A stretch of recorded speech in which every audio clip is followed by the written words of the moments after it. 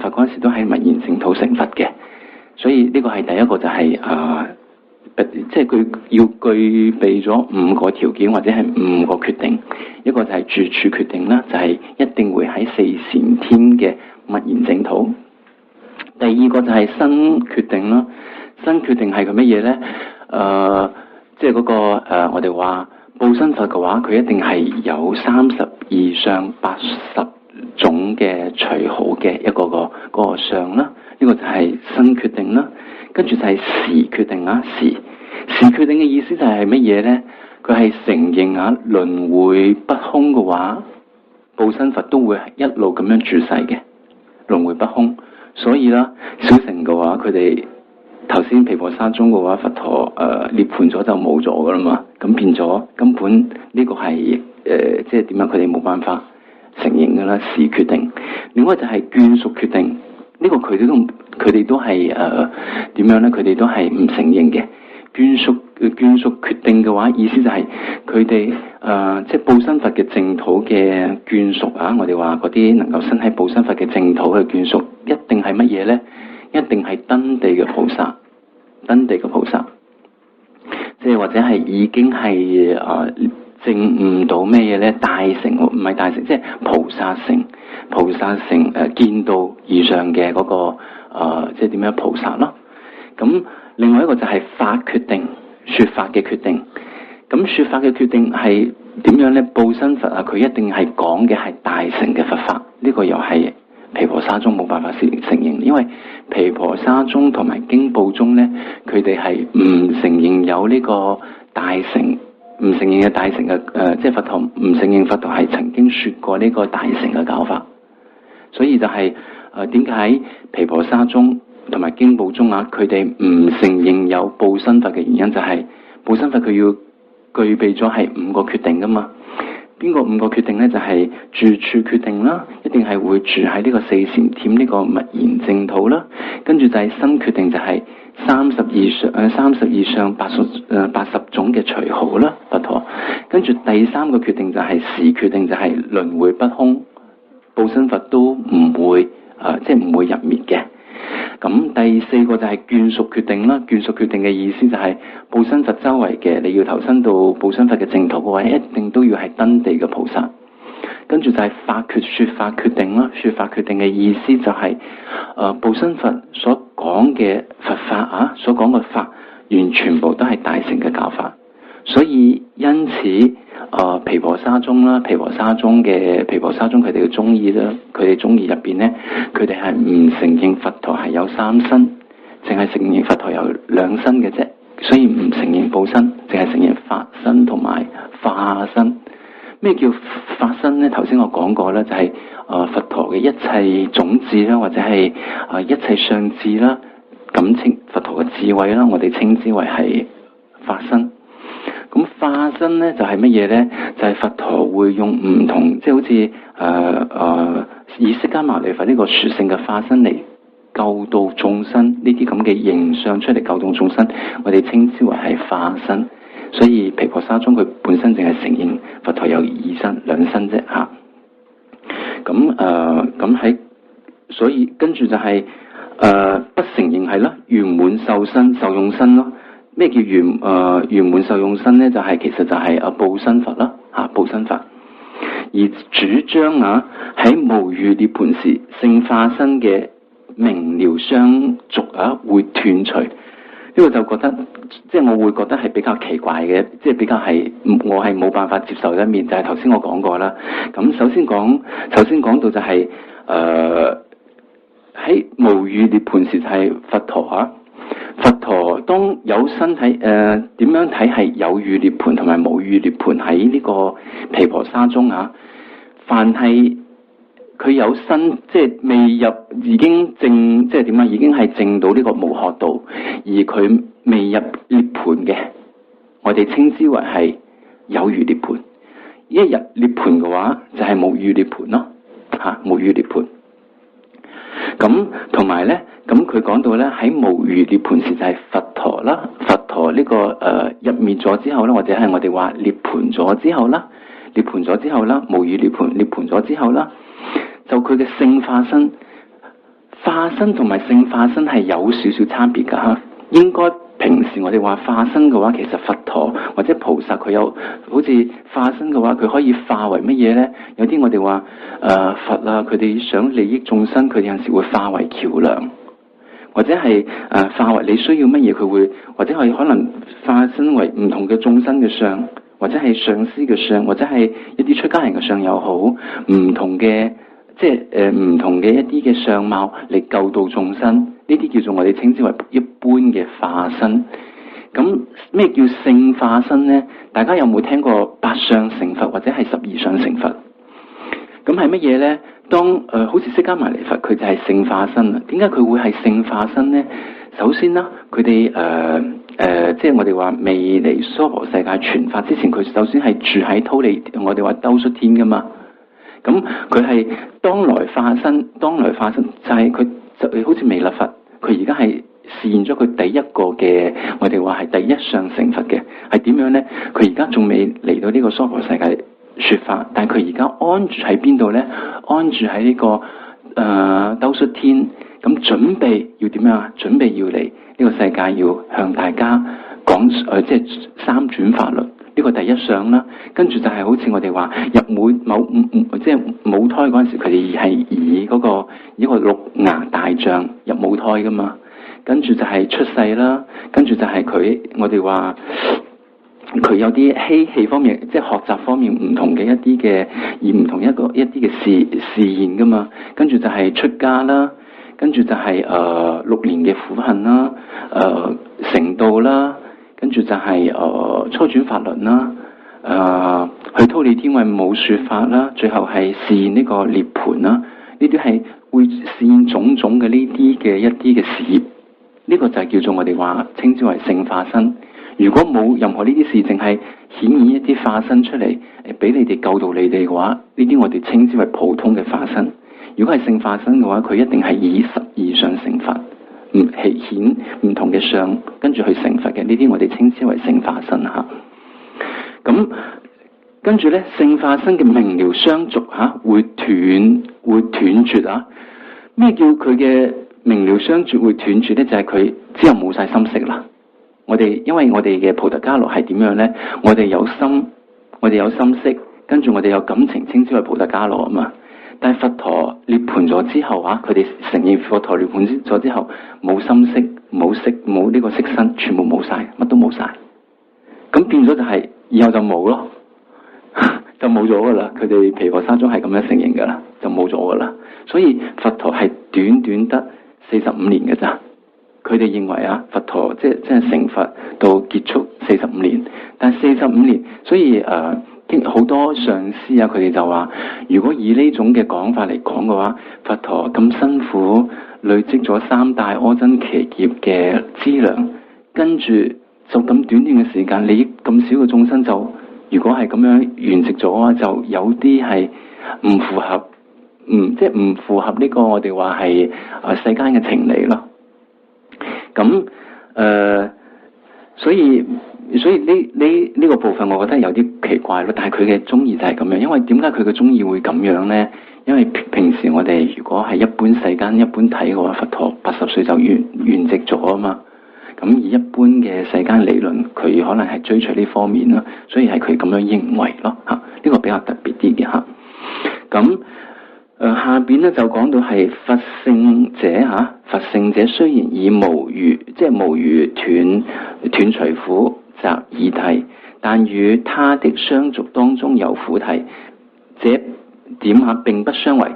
即係點樣咧？佛陀我哋話頭先我講過話，佛陀係斷除咗呢個苦諦同埋集諦噶嘛，集諦同埋苦諦，但係佢嘅色身頭先講過啦，佢嘅色身係苦諦嚟噶嘛，佢嘅色身係有漏噶嘛，咁會唔會係相違咧？會唔會係有衝突咧？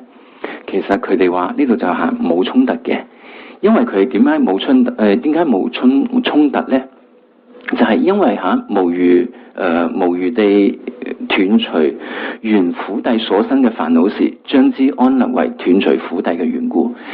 點樣咧？因為佢本身心嘅相續入邊，佢已經將呢個苦諦同埋所有煩惱斷除嘅關係，所以我哋稱為佢咩嘢咧？係斷除咗呢個苦諦同埋集諦。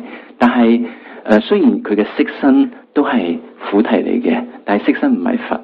我哋話佛點解係話係乜嘢咧？係斷除咗呢個苦諦同埋滅諦咧？因為佢嘅心相續已經係將呢個苦諦同埋滅諦煩惱斷除咗，因此我哋稱為係乜嘢咧？係佛陀係冇苦諦，即係斷除咗呢個苦諦同埋集諦嘅，係咁嘅原因。咁下邊咧，因為聲明同埋獨覺阿羅漢喺證得阿羅漢果位嗰陣時咧，佢係未捨身命之行嘅這段期間安立為乜嘢咧？有餘涅槃。頭先講過啦，佢未入涅槃，即係佢嘅身體仲存在嘅，咁我哋稱之為有餘涅槃啦。咁喺捨身之後，圓寂咗之後，咁係稱之為乜嘢咧？我哋稱佢為係無餘涅槃。呢個係即係點樣咧？係毗婆沙宗同埋經部宗係咁樣安立嘅嚇，稱之為無餘涅槃。咁喺有餘涅槃嗰時，有餘涅槃啊，有餘涅槃即係佢嘅未捨身嗰陣時，嗰啲阿羅漢，我哋話小乘阿羅漢就係聲聞獨覺嘅阿羅漢。當佢仲未捨身嗰陣時咧，佢哋雖然已經係斷除咗呢個具煩惱嘅之障。具煩惱之障就係我哋話即係點樣？具煩惱之障就係嗰個菩提伽羅獨立實在之，即係獨立存在之存在之即係覺得佢係獨立存在嘅呢種嘅分別識同埋佢嘅種子啊嘛嚇，種子佢係雖然係斷除咗呢個煩惱之障，但係佢非煩惱之障咧就係未斷除嘅。非煩惱之障係指乜嘢咧？係啱啱講嗰個菩提伽羅咧，獨立存在、獨立實在嗰個乜嘢咧？嗰個習氣，同埋因為習氣而生起嘅粗嘅，我哋話係點樣咧？粗重啊，心嘅粗重，心嘅粗重。咁頭先我解釋過啦，習氣係點樣解釋過啦？咁好似我哋着一對鞋咁樣，如果有味嘅，因為我哋隻腳有味關係，我哋着對鞋都會有味啦。咁如果我哋將隻腳即係已經我哋除咗對鞋啦，變咗係因為隻腳係一個因為隻腳嘅原因產生味啊嘛，產生個味道啊嘛。雖然我哋將呢個種子已經係移開咗，即係隻腳移開咗，但對鞋入邊仲有冇嗰啲鞋臭味噶？仲有嘅，呢啲我哋稱之為係習氣啦嚇。咁另外習氣所形成嘅嗰個粗，我哋話係心嘅粗重啦。頭先講過，因為阿羅漢佢哋係未夠境嘅，佢哋係唔係好似佛陀咁樣係點樣咧？好似係一齊圓滿嘅，佢哋仲係有一啲唔圓滿個部分。咁我頭先講過啦，心嘅粗重有分4個啦，一個就係時嘅粗重啦，因為時嘅粗重就係佢哋如果時久嘅粗重就係好似當時佛陀點樣咧？好似佛陀最大嘅弟子就係舍利弗同埋目犍連啦，佢哋神通第一，智慧第一，但係有啲嘢佢哋都冇辦法，因為時間太遠太久遠，佢哋都冇辦法睇得到嘅。咁好似另外一個就係對境嘅即係存在啦，對境嘅存在就係因為佢哋有陣時都冇辦法知道乜嘢，即係好似目犍連尊者啦，佢媽媽生咗去落咗去地獄，咁佢仲要落去邊度揾嚟揾去揾唔到媽媽，最後喺地獄先揾到嘅。如果佢真係有嗰個我哋話佢能夠一切遍知嘅話，根本佢一剎那即刻知道佢媽媽生咗去邊度先啦，係咪？另外就係佛陀喺經典入邊就有講過話，佛陀呢個戒嘅呢個蘊戒蘊，佢你所戒嘅功德，咁問舍利弗同埋係目犍連，你哋睇得清唔清楚呢個戒嘅功？我所存在呢個戒嘅功德有多少？佢哋係冇辦法知道嘅。咁呢個就係變咗係佛陀功德，佢哋都冇辦法了解得清清楚楚啦。另外就係頭先講過啦，好似孔雀佢本身係羽毛嘅話，好多好多顏色噶嘛，唔同嘅顏色。但係孔雀每一個羽毛嘅顏色係咯，每一個羽毛嘅顏色，佢代表係乜嘢因？佢哋啲阿羅漢都係冇辦法一一咁樣清楚嘅。但係佛陀就可以一一切片子就可以完全咁樣明了嘅。所以因為咁嘅關係，所以我哋頭先就講過話，因為係呢個非煩惱嘅障，非煩惱嘅障就係呢啲啦。咁呢啲咁係阿羅漢佢哋咧係冇辦法係斷除非煩惱障，但係佢有咩好處咧？頭先講過啦，佢哋圓寂嘅話，涅槃嘅話，佢哋心冇晒心識都冇心係心相續都係斷絕咗噶嘛。咁因為心相，如果你一有呢啲咁嘅咩心嘅操縱又好，呢啲習氣你本身要有個心識噶嘛，冇心識嘅話，咁變咗呢啲都冇晒咯。呢啲冇變咗佢係冇心識斷絕咗嘅話，變咗佢當佢進入咗無餘涅槃嗰陣時咧，所以佢本身嗰個非煩惱嘅障都冇咗啦。冇咗唔係因為佢話佢對治而斷，係因為佢心識絕斷而斷咯。冇咗心識而斷咯。冇咗心識意思就係冇咗啦，佢就消失咗噶啦。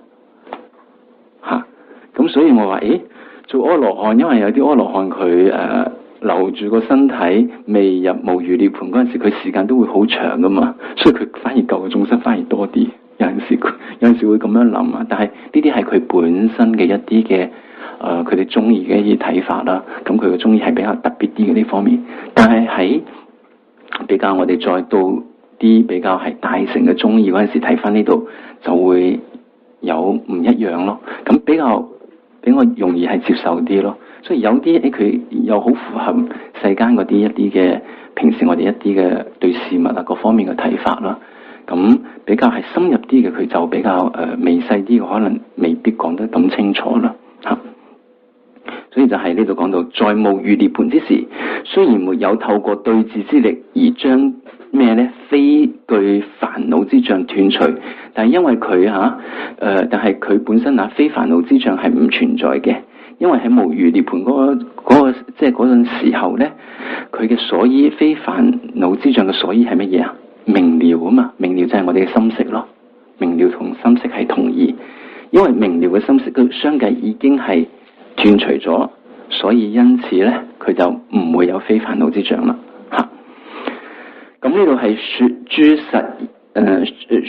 實事師在分辨經典嘅了義及不了義時，是由即係語詞是否字面上來接受嘅觀點而區分。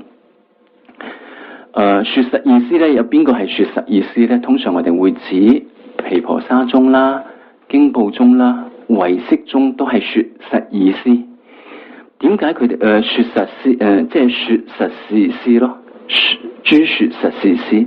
點解我哋會話係毗婆沙宗、經部宗同埋唯識宗係說即係諸說實事師咧？因為佢哋都係承認有即係點啊？諦實有嘅，諦實有，諦就係滅諦嘅諦，即係我哋話四諦嘅諦，諦實有。因為佢哋係承認諦實有嘅關係，所以我哋稱佢哋為係諸說實事師。咁諸說實事師喺分辨經典了義及不了義時，是由語詞能否照字面上嘅接受嘅觀點而區分嘅。但係而呢個說外境嘅兩宗咧，外境嘅兩宗係指邊位咧？就係邊兩位？就係經部宗同埋同埋係毗婆沙宗。頭先我講過啦，咁呢個毗婆沙宗同埋經部宗佢哋係承認外境係諦實有嘅，係咪？外境係諦實有嘅，佢哋淨係得佢哋兩個係承認外境諦實有啫。就係邊個咧？所以毗婆沙宗同埋經部宗，咁毗婆沙宗同埋經部宗咧，佢哋係唔承認大乘嘅經藏咧係佛陀講嘅。因為佢哋佢哋淨係毗婆沙宗淨係承認乜嘢咧？凡係經典嘅話，都係了義經。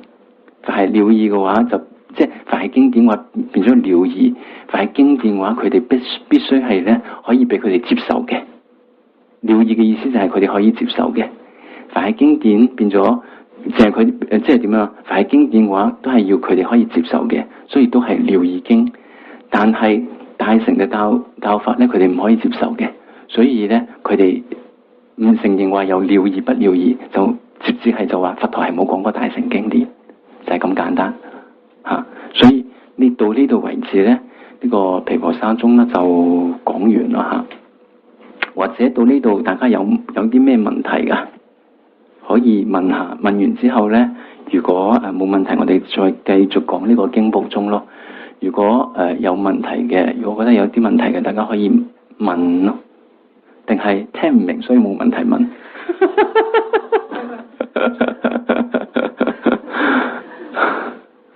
係。色身係苦諦，但心相續係呢個非苦諦。你剛才講話佛嗰個毗婆沙宗認為佛係在世啊嘛，咁佢嗰個色身應該係苦諦。我聽到。剛才你所講剛才你所講嘅毗婆沙宗認為佛咧，就個色身係苦諦，但係當佢見到嘅時候咧，因為佢啱啱先嗰個係嗰啲就20幾年間咧，咁佢咧就會係嗰個心相續係唔係苦諦咁意思係咪？係點解咧？唔緊要，因為佛陀嘅色身係苦諦嘅原因，我之前有講過啦，頭先有講過，因為佛陀係頭先我講過有我哋要成佛嘅話，成佛我哋要進入菩薩道噶嘛，因為佢哋唔承認大乘道。咁菩薩道本身有5道噶嘛，就係資糧道、加行道、見道、修道同埋無學道，就係最後就係佛果啊嘛。咁菩薩道菩薩道入邊咧，佢喺資糧道資糧道嘅部分，佢係累積係3大阿僧祇劫嘅呢啲嘅資糧。咁佢之後咧進入呢個邊度咧？進入呢個嗰個加行道嗰陣時咧，佢就會去到點樣啊？去到菩提伽耶啊嘛。好似以釋迦牟尼佛嚟舉例啦，去到菩提伽耶喺菩提樹下靜咗啦，就入禪定啦。喺一座之間嘅意思就係禪定嘅。有啲人係一日，即係你，因為我哋通常話禪定係我哋係好專注喺一個境度咁樣專注，係唔受周圍嘅任何嘅境緣影響，入咗呢個定啊嘛。入咗呢個定嘅話，有啲人可以係少啲嘅，可能幾分鐘；有啲係幾個鐘；有啲甚至係好多日；有啲係甚至係用年嚟。有啲係幾年嘅，但佛陀咧呢度睇，我哋如果睇佛陀嘅歷史，應該好似係差唔多一夜咯，一夜當中入咗呢個禪定，所以喺一夜當中透過呢個禪定咧，入咗由加行道嘅暖位到成佛，成佛就係最後嗰個咩咧？無學道，係用喺一個禪定當中完成嘅。呢個就係毗婆沙宗同埋經部毗婆沙宗比較特別啲嘅。毗婆沙宗比較特別，係一夜之間喺一個禪定當中完成嘅。咁我要講乜嘢咧？就係咧道有5道啊嘛。資糧道同埋加行道咧，我哋稱之為凡夫道；見道咧，我哋稱之為聖者道。見道以上，點解資糧道同埋加行道我哋稱為凡夫道咧？因為喺資糧道同埋加行道，你仲係個身體係受呢個業果煩惱而成嘅，呢個係有漏嘅呢個身體咁所以到成佛嗰陣時，佢嘅身體係同一個身體，同一世嚟噶嘛，個身體係同一個身體噶嘛，變咗同樣都係有漏嘅身體咯。佛陀具備個身體同樣都係有漏嘅身體，所以因此咧稱之為佛陀嘅身體色蘊佢都係乜嘢咧？佢都係呢個係苦諦嚟嘅。因為佢係有漏嘅，係有業果，即係呢個業同埋煩惱而成嘅。因為佢喺加行道之前就係有業煩惱而成，而呢個相續一早係到成佛都係同樣嘅身體。心相續就唔一樣啦。心相續咧，因為我哋嘅話心我哋而家仲有好多煩惱噶嘛。當我哋煩惱靠呢個。我哋如果係毗婆沙宗嘅話，主要係靠呢個世無我嘅空性，了悟呢個世無我嘅呢個空性嘅智慧，無我嘅智慧係可以將煩惱完全斷除嘅，可以將我哋心入邊嘅煩惱係完全係斷除嘅。咁因此，因為到成佛，你要點樣成佛呢？你本身一定要將具煩惱之障同埋非具煩惱之障兩者都要即係剷除得乾乾淨淨。呢個係靠咩去剷除咧？係主要咧要係靠呢個我哋話頭先嗰個菩提伽羅無我嗰個智慧，咁去剷除咯。菩提伽羅無我嘅智慧去剷除嘅，變咗當成佛嗰陣時，你心中係完全冇晒呢啲嘅煩惱，冇晒呢啲嘅障礙，你嘅心識係完全係清清淨淨，係能夠一切能夠係了悟一切嘅法，明了咁樣好現，即係好清楚咁樣了悟一切嘅法。咁所以因為咧佛陀係已經係心相續中間已經將呢個乜嘢咧煩惱係斷除，所以我哋稱佢為係乜嘢咧？稱佢為係即係斷除咗滅諦同埋即係點樣苦諦。但係佢嘅身體本身因為係之前同樣個即係身體嚟嘅，呢個身體係之前就係業果同埋煩惱而成嘅，所以我哋話身體呢個色蘊仲係苦諦嚟嘅。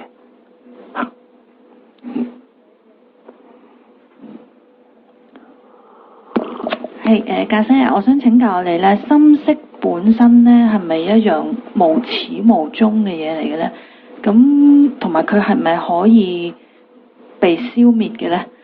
即係因為譬如可能有啲外道啦嚇，佢去捉鬼咁樣，咁佢就會講：你如果唔接受我超度咧，我就打到你魂飛魄散啊，灰飛煙滅啊咁樣。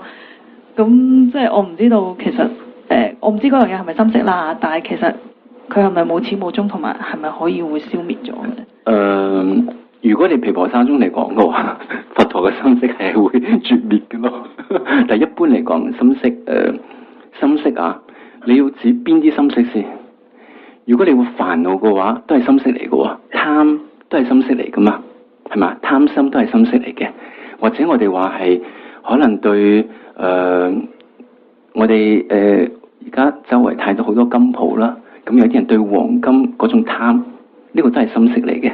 但係可能呢個心識慢慢，我哋對呢種嘅貪着又冇咗，你話係咪消滅？其實佢係會冇嘅。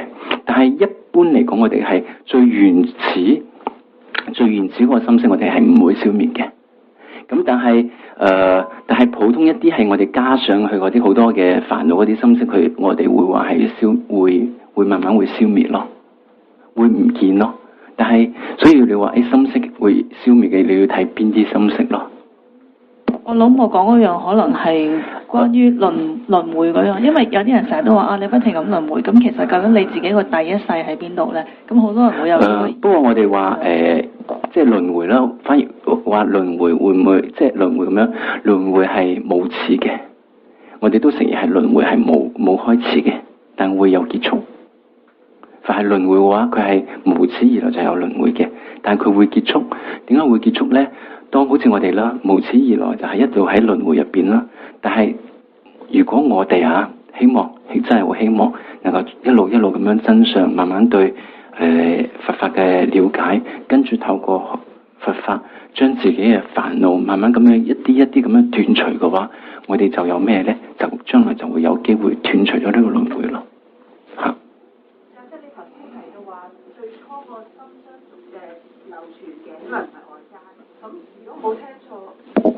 如果我冇聽錯嘅話，咁咪即係有常咯，唔係所有事都係因緣而結合咯。即係起碼有一樣嘢唔係因緣而結合咯。唔係我哋心識講翻我哋心識係剎那咁改變噶嘛，剎那咁變化，但係佢係沿住一個相續，但係佢相續中間好似水水嘅話，佢一路流落嚟噶嘛，係咪？但係佢係一路咁，我哋咁樣延續嗰陣時，會睇到佢好似冇變過。其實呢度嘅水唔係呢度嘅水嚟噶嘛，佢係其實已經係一段咁樣接落嚟，接過去。但係有個水源噶嘛。咁有個水源㗎。咁如果個水源係不停會流。而家我哋講緊心相續係呢個，佢係冇開始㗎，所以變咗冇開始咯。所以都係因緣一路。所以冇開始咯。如果有開始，咪會有咩咯？係咯，所以會上，所以佢係冇開始㗎咯。但佢係一個相續咁樣一直落去咯。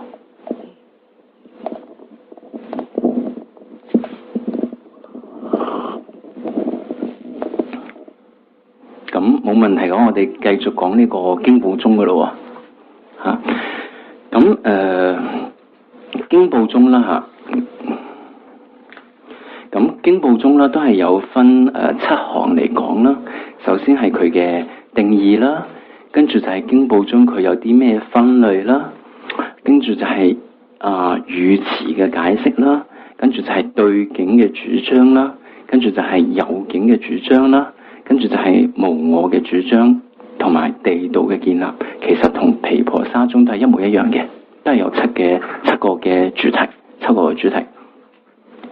咁首先經部宗嘅定義啦，佢係承認自證識及外境兩者之說小乘宗義嘅菩提伽羅，就係經部宗嘅定義。經部宗又稱之為係譬喻師啊，係統義嚟嘅。咁頭先之前毗婆沙宗佢係乜嘢咧？佢係唔承認自證識啊嘛，係咪？或者係自證分啊嘛？毗婆沙宗係唔承認自證識，但係佢係承認外境實有嘅小宗義者、小宗義的菩提伽羅，佢就係菩提，即係點啊？毗婆沙宗嘅定義啦，毗婆沙宗師嘅定義啦。但係而家經部師有咩唔一樣咧？淨係外境，佢係之前係唔承認自證識啊嘛，而家經部師佢係承認自證識，又承認外境係諦實，又承認呢兩者都承認嘅呢幾個小乘嘅宗義菩提伽羅啦，咁就係經部宗嘅定義。其實講緊定義大家定義係咩意思咧？定義一定係呢個定義係一定要符合點樣咧？一定係我哋話係周遍於佢所講嘅嘢嘅。咩叫周遍於？就係乜嘢咧？咩意思咧？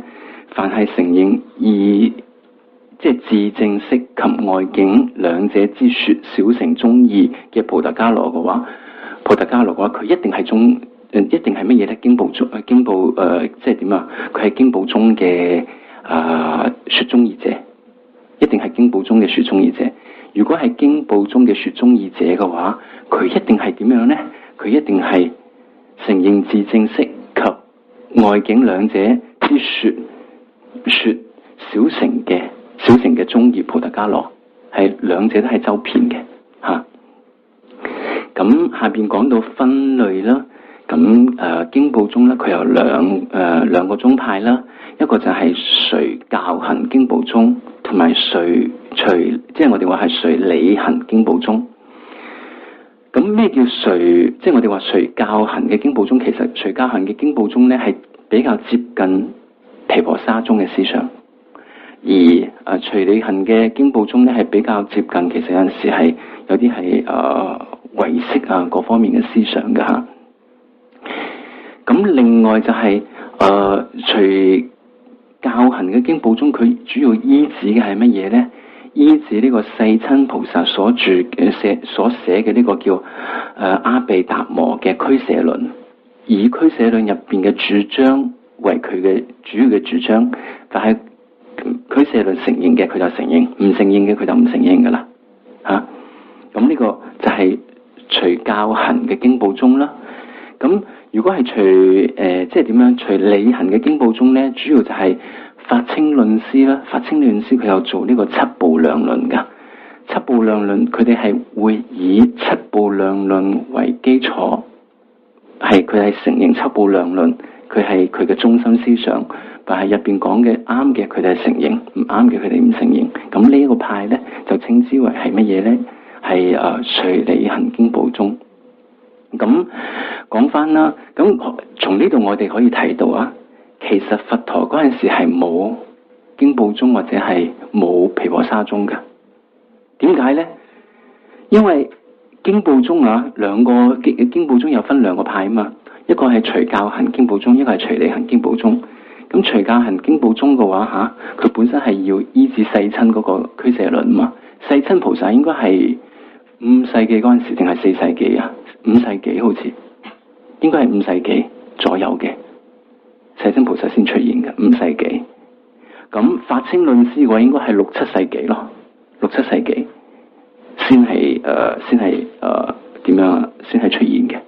所以如果咁樣睇嘅話，經部宗咧其實應該係5、6世紀之後先有呢個名詞咯。喺佛陀之前，喺之前都冇話咩分經部宗啊、毗婆沙宗啊，冇噶，或者係點樣係冇噶，係之後先有噶。咁喺之後咧，嗰啲唔同嘅一啲佛教嘅修行者啦，佢哋以佢哋嘅導師就係佛陀啦。佛陀做咗即係佛陀傳咗落嚟好多唔同嘅經教噶嘛。佢哋以覺得呢個導師佛陀講嘅經教，又經過自己嘅思維去分析，覺得佛陀講嘅係咁樣啦，佢嘅最究竟嘅思想係咁樣啦，咁變咗佢哋慢慢將呢個思想傳落嚟咯。咁所以變咗其實只有4個思，主要係4個思想，就係毗婆沙宗、經部宗、唯識同埋說體聖宗、無體聖宗。呢個就係乜嘢咧？係佛陀好耐，應該係幾百年之後先有噶，先會有呢個即係點樣呢個唔同嘅宗義噶。咁點解？咁第3點啦，語詞嘅解釋啦，點解佢哋要講話係叫經部宗咧？點解會稱之為經部宗咧？因為佢哋係主要遵循咩咧？世尊經典而主張嘅宗義，所以稱之為經部宗。其實呢度又因為其實佢嘅意思詞語嘅解釋跟同埋佢嘅定義係唔一樣噶。詞語嘅解釋就係一啲點解好似我哋經常話好似經常會我哋話劏房點解其實我哋話好細間嘅房又得，或者係一間房入邊係有晒洗手間、廚房或者係住嘅地方係一間房入邊，其實係咁嘅意思。但係我哋會用一個名詞叫劏房噶嘛，係咪啊？即係劏房就係乜嘢咧？點解佢哋？但係咪劏房嘅話，係咪就係咁嘅格式咧？係唔周遍嘅。所以我哋話詞語嘅解釋，淨係可以表達到我哋一般人嘅對佢嘅解釋。但係係唔係話係一定係咁樣？就唔係。除咗定義之外，所以經部宗你話因為佢淨係點樣咧？佢呢度話係因為循序，即係點樣遵循係世尊嘅經典而主張個宗義，所以稱之為經部宗啦。毗婆沙宗佢係咪遵循世尊嘅經義啊？都係噶。咁佢都可以叫經部宗啫。但係即係主要係點樣咧？佢哋係遵循點樣咧？即係佛陀所講嘅，好似俱舍論啊，佛陀講嘅，因為佛陀世親菩薩將佛陀講嘅容納喺即係總攝喺一個俱舍論入邊，佢哋覺得俱舍論講嘅就係正理啦，所以因此咧，佢哋就係遵循呢個佛陀，即係話係遵循呢個經典入邊講嘅部分咯。所以其實係唔周遍嘅，淨係即係點樣？佢哋係之前有一種嘅表達方式咯。佢依然即係點樣？即係點解佢會叫經部宗？因為咁個原因，我哋起個名。但係係咪一定咁樣咧？未必係一定咁樣噶。咁而另外就係因為主張可以透過譬喻嘅觀點來說明一切法，我哋稱之為係譬喻師啦。跟住因為頭先我哋話經部宗有2個解釋噶嘛，一個係叫經部宗，一個譬喻師。咁點解會譬喻咧？一切法我哋係用啲比喻，我哋可以用啲比喻嚟解釋呢啲法，一切法都可以用比喻嚟解釋嘅，所以佢哋稱之為呢個譬喻師啦。咁下邊就講到話係對境嘅主張啦，對境嘅主張方式量所緣者就是有嘅定義。咁喺經部宗入邊，佢哋認為係乜嘢咧？凡係存在嘅，有嘅意思就係凡係存在嘅法，都係可以被量所睇到嘅。所緣嘅意思就係我哋話去睇嘅話，唔一定要係用眼去睇咯，或者係用量去了解咯。所緣嘅意思就係可以去透過量去了解咯。呢個叫即係所緣啦。咁量同埋非量咧，下邊就會喺呢個有境嘅部分就會解釋得比較清楚啲。咁我之後再解釋。但我哋要知道就係凡係存在嘅法，都係可以被量去所緣嘅，可以被量去了解嘅。咁我哋稱之為存在。咁如果將佢分為2咧，就係世俗諦同埋勝義諦。世俗諦同埋勝義諦呢個同毗婆沙宗、唯識同埋係上排或者係中觀佢哋一樣嘅，都有分世俗同埋勝義。但係佢哋所主張嘅世俗同埋勝義兩者就有差別啦。咁呢度佢哋講話喺聖意當中能發揮功用之法，就係聖義體嘅定義啊。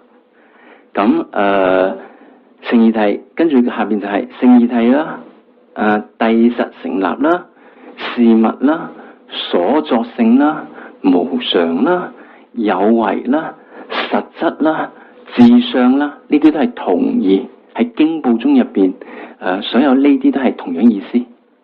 咁呢度有呢度有頭先我哋大家仲記唔記得係毗婆沙宗嗰陣時咧事物啊，所有一切有嘅法都係事物嚟嘅，大家仲記唔記得？事物有分常嘅事物同埋無常嘅事物。咁呢度咧，凡係無常嘅都係稱之為事物。如果係常法嘅話，就係非事物嘅法咯。咁好啦，毗婆沙宗佢點解話係聖義體當中能夠發揮功用者係咩意思啦？吓，其實咧佢嘅意思就係聖義體嘅意思就係喺佢嘅每一個法啊，凡係每一個法喺佢嘅本質上邊，喺佢嘅本質上邊能夠發揮咩功能咧？發揮對佢嘅果，對佢將來所生嘅果有功能嘅話，我哋稱之為聖義體咯。因為點啊？有陣時我哋話水火係互相傷害噶嘛，水火不容噶嘛。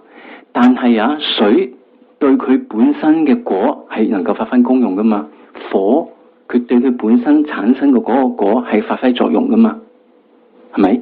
所以啊，佢本身係本質上係能夠對佢嘅果能夠發揮功用嘅，我哋稱之為係聖義體。諦實成立嘅話嘅意思係乜嘢咧？諦實成立嘅意思就係唔係靠我哋嘅分別心去安立，佢本質上邊就係好即係本質上面就可以成立嘅法。呢個係喺邊度咧？喺呢個中觀啊，所有中觀，所有無體性宗嘅話，佢哋都唔承認呢個諦實法嘅。佢都係承認，佢哋完全係唔承認諦實法嘅。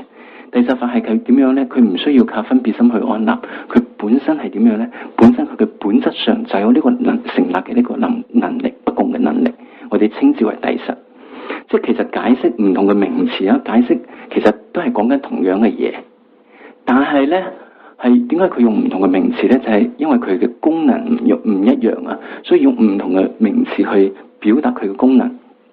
咁咩叫咩叫事物咧？事物嘅意思係能利益自身嘅果，能利益自身嘅呢個自身嘅果，我哋稱之為事物啦。所作性嘅意思係乜嘢咧？因為佢係因緣所生，所以我哋稱之為係所作性咯。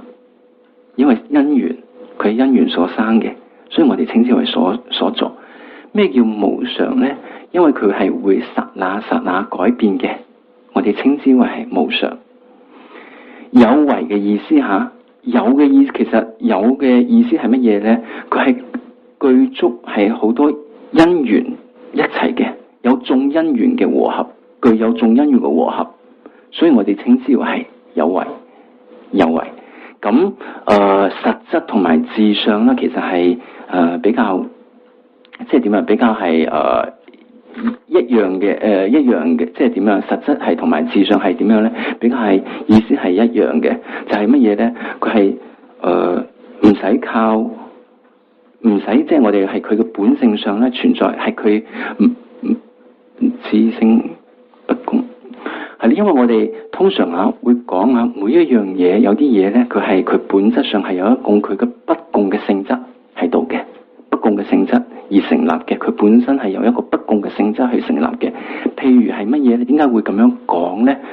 咁好似我哋話一般人講一個杯一定係佢有佢嘅不共嘅一個嘅存在嘅一個嘅能力，或者係一共嘅不共嘅一個嘅地方。點解咧？點解我哋唔會話呢個種，即係我哋話食種係杯咧？因為佢本身一定存在係種嗰個一個嘅不共嘅形象喺度咯。咁呢個杯點解我哋唔會話係種咧，或者係會香蕉咧？佢本身係有一個佢嘅不共嘅一個嘅即係點樣一個法喺呢一度嘅，所以因此佢哋承認係實質或者係自上有咯。但係應成派派就係唔承認嘅，應成人派係完全唔承認嘅。點解唔承認咧？佢哋就舉一個例子啊。我哋夜晚黑晚晚有陣時會行路噶嘛，印度最多啦。就我哋會見到有條繩喺路當中咧，我哋會哇見到蛇會產生個好強烈感覺，即係覺得自己見到蛇，跟住跳起，跟住走噶嘛。但係嗰個條繩啊，佢有冇具備任何蛇嘅條件啊？係完全冇嘅，係完全係我哋嘅分別心去安立，覺得嗰條繩係蛇啫嘛。但係佢本身有冇具備嗰個蛇嘅條件啊？完全一啲冇。但係點解我哋會覺得係蛇？所以全部都係為我哋嘅心去安立嘅啫，就係我哋嘅心去安立。所以佢本身嘅即係佢嘅志向上面係完全冇一個不共嘅一個法。所以呢個就係形成派承認嘅。但係經部中或者有啲係承認志向有嘅咧，佢一定要係有個志向喺度。唔係嘅話，我哋如果唔係嘅話，我哋話個杯係香蕉都得啦。佢哋會咁樣講咯。每個人講有佢個道理咯，嚇。咁係啦，所以呢啲都係同義啦。喺聖意當中你跟住就係喺聖意當中不能發揮功用嘅法，我哋稱之為係世俗諦啦、世俗諦啦、虛假成立啦、常啦、共相啦。咁我哋係同意咯。喺聖意當中，佢係冇辦法，即係佢本能上邊啦，佢嘅本能上邊完全係發揮唔到功用嘅。喺即係呢個佢嘅本質上邊完全發揮唔到功用嘅，我哋稱之為係乜嘢咧？稱之為係世俗諦。所以呢度世俗諦同埋聖意諦同埋毗婆沙宗就完全唔一樣嚇。因為世俗諦咩咧？同虛假成立啊、常啊、共相呢啲係同義啦。咁下邊就講到話，另外有即係所有存在嘅法啦。佢哋有分乜嘢咧？佢哋有分係即係我哋話遮牽法啦，同埋係成立法。成立法兩者啦。咩叫遮牽法？咩叫成立法咧？有陣時我哋淨係睇個定義啊，有陣時我哋冇辦法比較了解嘅。咁首先佢嘅遮牽法嘅意思啊，首先佢嘅詞語上邊佢係破某樣嘢嘅，除咗具備咗呢個條件之外，另外咧，我哋嘅心透過呢個字去了解呢件事物嘅，我哋都係破除咗某啲嘢嘅，咁我哋稱之為遮牽法。咁凡係直接可以了解嘅，唔需要破任何嘢，直接可以了解嘅，我哋稱之為咩咧？成立法。比較簡單啲嚇。咁好似杯嘅話係遮牽法啊，定係成立法啊？成立係咪？好啦，冇杯咧，係啦，冇隻杯，因為我哋通藏文會係講話係杯冇，會比較容易了解啲。但係中文嘅話變咗冇杯咯，就係有陣時呢度嘅話會變得比較辛苦啲去了解嚇。杯冇或者係冇杯嘅話，變咗係遮牽，因為佢本身嘅字係破除咗啲嘢噶嘛。跟住我哋嘅心即係點啊？我哋嘅心都會係點樣咧？我哋嘅心都係當了解呢樣嘢，了解呢個事物就係會係變咗係了解咗冇杯嘅一啲嘅，即係破除咗杯而得到破除咗杯嘅諗法咯。咁喺遮牽法上邊咧，又有即係佢有分係非遮同埋無遮咯嚇。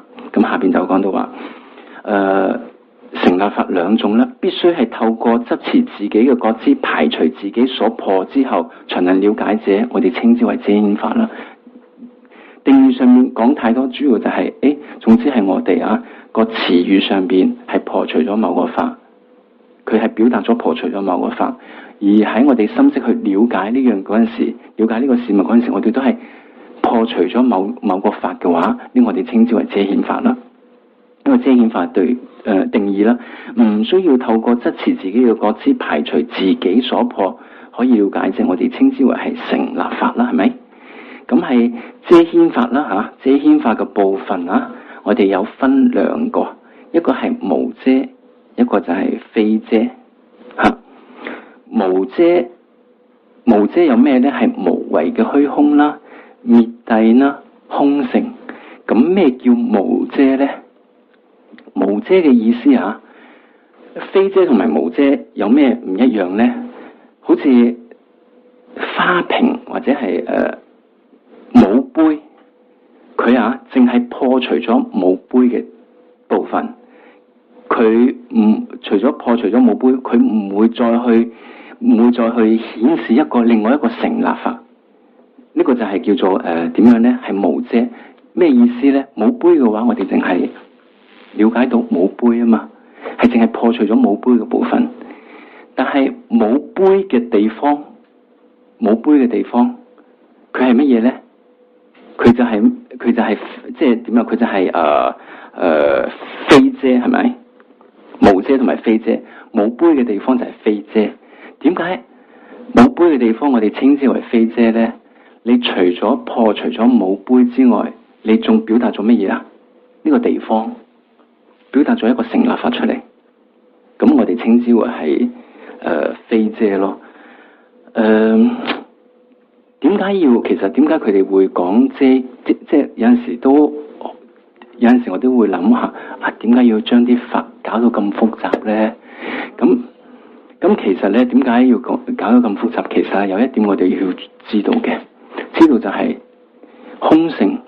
呢度有冇睇到空性？佢係一個無遮嚟嘅。空性係點樣咧？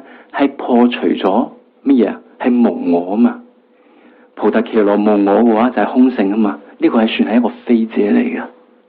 我哋要所破除咗係點樣？所破除咗呢個，我哋係如果要了解，即係點啊？要能夠成佛，要生起一個空性嘅智慧，我哋一定要乜嘢咧？要破除咗呢個有我。要破除有我，就可以得到無我咯。所以咧，佢點解好強調話要講無遮非遮？因為空性本身佢係屬於一個無遮，所以係點樣咧？所以佢解釋你遮法同埋成立法。但係我覺得呢度比較唔係咁重要咯。唔緊要咧，大家聽過，如果唔明嘅唔緊要。但係總之我哋要了解乜嘢咧？了解一部分就係空性啊，空性佢係一個無遮，佢係破除乜嘢咧？破除有我。所以我哋要點樣咧？我哋會執着係乜嘢咧？我哋會本身係執着呢個我係實在存在嘅，即係有呢個我存在嘅意思係乜嘢咧？我係存在嘅，但係我哋本身所執着嗰個我係唔存在嘅。我哋本身執着個我係乜嘢咧？係完全，如果係以應成派嚟講，係完全唔靠其他因緣法和合而成，係佢能夠獨立存在嘅。呢個係我哋所執着嘅我咯。呢個我係乜嘢咧？係唔存在嘅，唔係話我唔存在啊！大家明唔明啊？有陣時話無我嘅話，覺得我就唔存在嘅，其實我係存在嘅。佢係靠咩咧？因緣法而存在，佢唔係以我哋本身執着嗰種方式存在。呢一點大家要清楚啊！所以我哋話空性就係破除咗我哋執着我為實有，係唔靠因緣和合嘅嗰種嘅諗法，而了悟呢個無我智慧咯。所以呢度遮牽法就係主要係講呢個啦。我理解咗意思係，因為好重要，我想搞清楚。我係唔存在，所以無我，咁呢個係無遮，係咪啊？因為無我啊嘛，無我係直接破除我噶嘛，有我啊嘛。遮啦，係空性就係非遮。唔係啊，空性係無遮，空性都係無遮，係啊，空性都係無遮。咁如果沿住呢個脈落去，咁非遮有冇例子啊？非遮有啊，我頭先話冇花瓶嘅地方，佢係除咗係破除咗冇花瓶，佢仲係引申乜嘢咧？有個地方出現噶嘛，冇花瓶嘅地方，呢個地方佢係一個成立法，沒有花瓶的地方，或者沒有花瓶的房子，沒有花瓶係佢係破除啊嘛。如果淨係話冇花瓶嘅話，佢就係破除冇花瓶啫。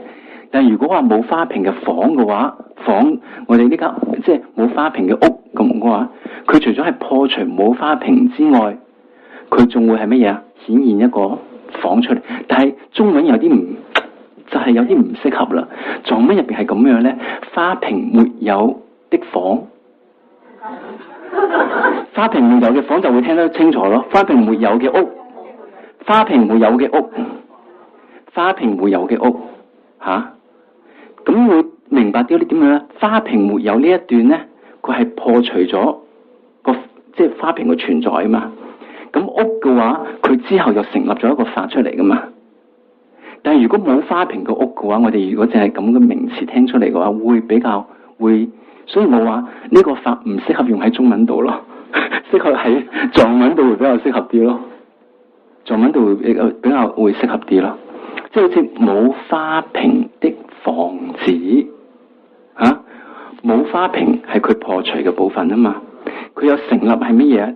一個房咯，房子係乜嘢咧？係成立法嚟噶嘛，再成立一樣嘢咯，破除咗一樣嘢，再成立一樣嘢咯。除咗破除嗰樣，你了解咗，除咗了解破除嗰樣嘢之外，你仲了解另外一樣嘢噶嘛？你了解咗兩樣嘢噶喎。沒有花瓶的房子，有冇了解兩樣嘢啊？有冇兩樣嘢啊？一個係破除嘅花瓶，了解冇花瓶之外，你仲了解房噶喎。冇花瓶嘅話，你了解幾多樣嘢啊？明唔明啊？呢度唔緊要，唔緊要。如果空性係無遮，空性後的狀況係咪？空性後的狀況，如果係空性係無遮啊嘛。係啊。咁空性後嘅現狀啊嘛，係咪先？即係現狀係點樣？空或者係破除空性後嘅，即係點樣？或者係即係點樣？所證嘅話，唔應該破除空性喎。即係空性後嘅狀況。空性後嘅狀況。空性後嘅狀況。存在空性後嘅存在狀況。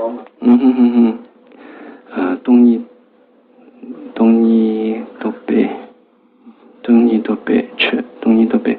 空性後嘅狀況嘅話，其實呢啲有啲係好似成立法，唔一定係佢冇破除任何嘢啊嘛。佢冇破除任何嘢啊嘛。如果你話係無我後的狀況就好啲咯。咁但係而家因為呢度講緊空性啊，空性係講無我啊嘛。咁無我嘅話，空性係菩薩伽羅無我，係咪？菩薩伽羅無我就係佢係冇咗乜嘢啊？即係點樣？完全係遮顯我哋話係破乜嘢咧？破有我啫嘛，破有我。佢有冇成立另外一個法咧？佢係冇成立另外一個法，即係破除咗呢樣嘢。咁係咯。咁其實主要講緊我哋空性滅係點樣咧？我哋要點樣咧？破除乜嘢咧？破除我哋認為係有嘅呢樣嘢，有嘅呢樣嘢。我哋平時認為係有乜嘢咧？有呢個實在嘅我。有我嘅意思，我係存在嘅，但係我哋自己心境入邊諗嗰個我係唔存在嘅。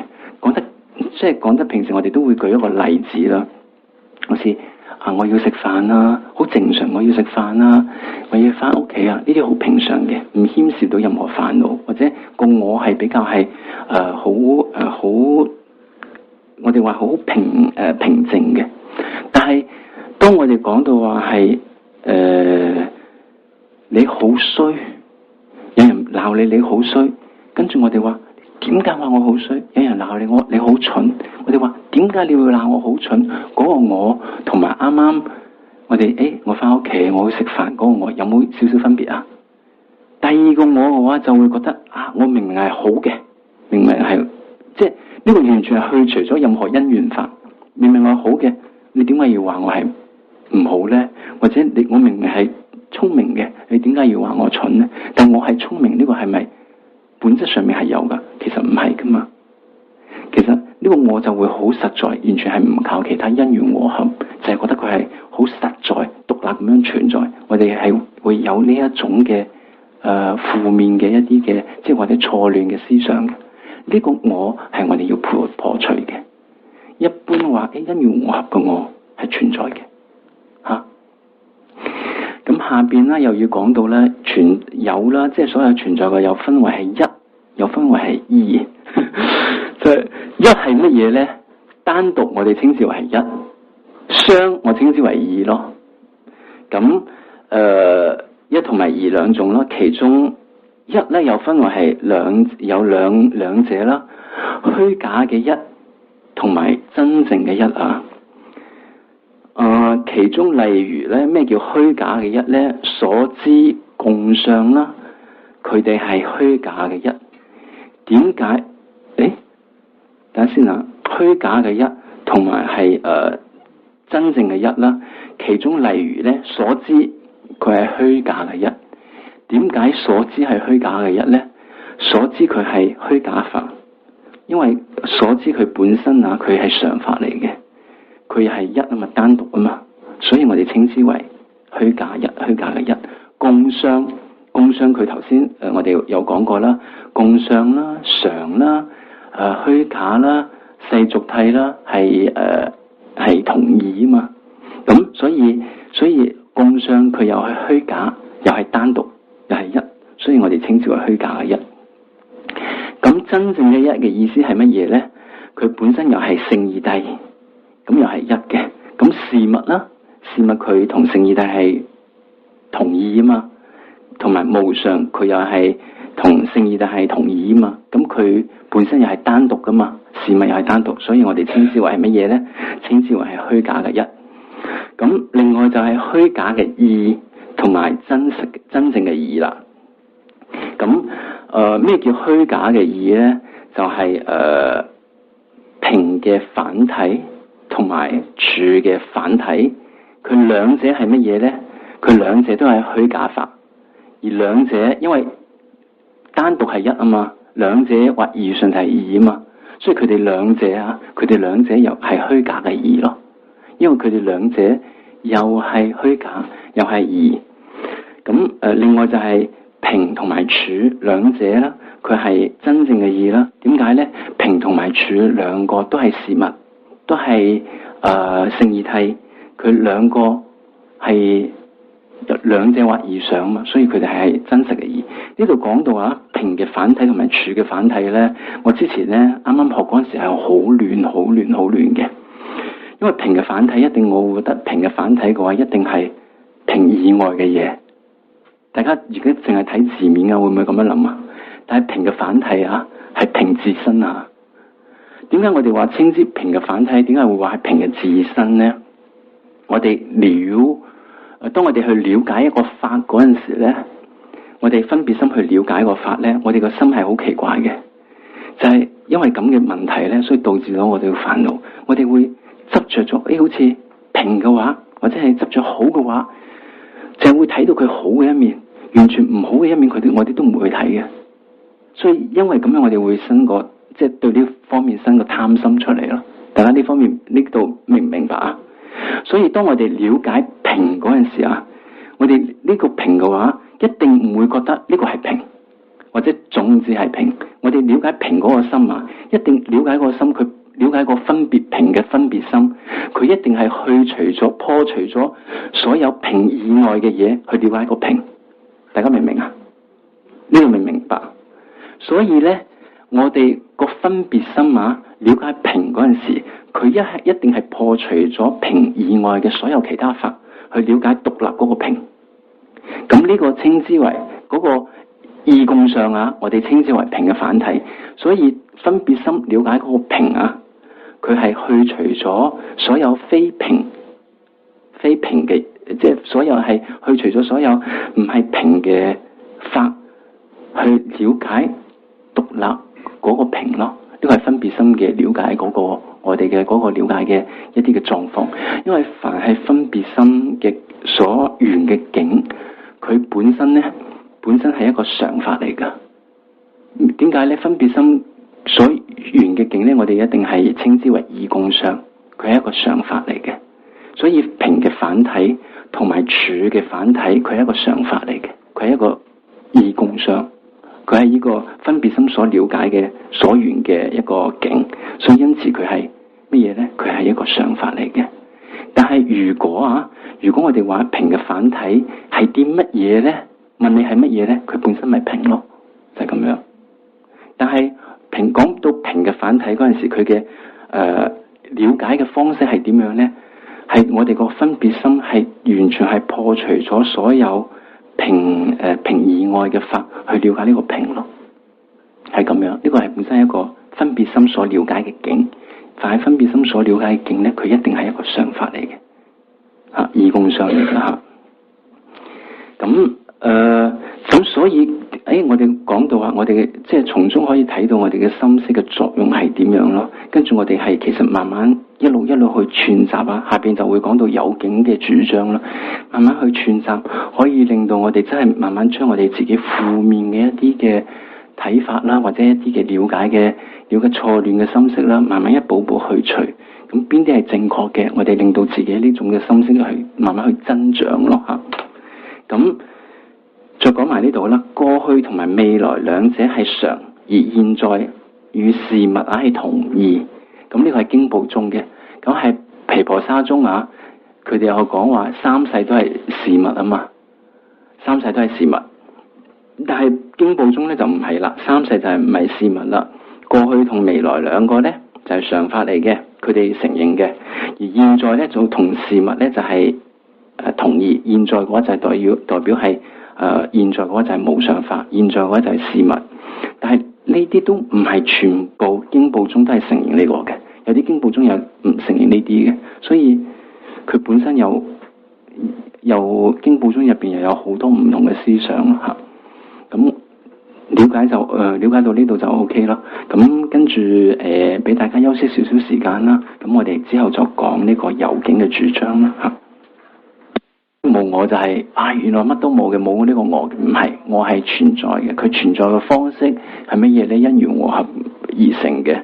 但係而家我哋講緊無我係，我哋會覺得呢個我係非因緣和合而成嗰個實在嘅我，呢個就係無我咯。呢個應成牌講噶嚇，所以呢個我哋要係去除乜嘢咧？破除呢個我咯。所以講無我係呢個意思咯嚇。即係我想請問你虛假同真正嗰兩個意思？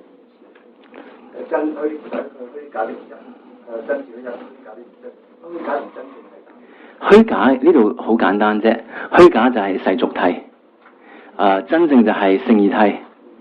咁凡係又係聖義諦嘅，又係一嘅，佢咪聖義諦，即係即係凡係聖義諦又係一嘅，唔係咩咯？係咯，虛假就係世俗諦啊嘛。一咧，虛假世俗嘅一嘅就係單一嘅法，兩者以上嘅法我哋稱之為二咯。花瓶咪一咯，咁花瓶同埋柱係兩者啊嘛。花瓶同埋柱同埋香蕉佢都係二啊。凡係單獨一，我單獨為一個，我哋稱之為一。二兩者或者以上，我稱之為二咯。眾數係啦，眾數嘅意思。但係呢度咧有，如果大家要亂啲嘅，我哋辯經嘅話咧，咁佢話冇啦，大家已經亂啦，又講到大家又太亂啦，唔好啊，真係唔好講。我驚有時咧會諗得多咧，夜晚翻去瞓覺咧瞓唔着就會，都係冇俾即係冇搞到大家太複雜。我又覺得唔好搞到大家太複雜啦。最後啦，仲有冇一個即係我哋辯經咧會即係點樣會揾好多一啲嘢出嚟咧，即係點樣同人哋辯啊，跟住一嚟係都好嘅，可以訓練自己嗰啲嘅反應同埋即係思路咯，係有幫助嘅。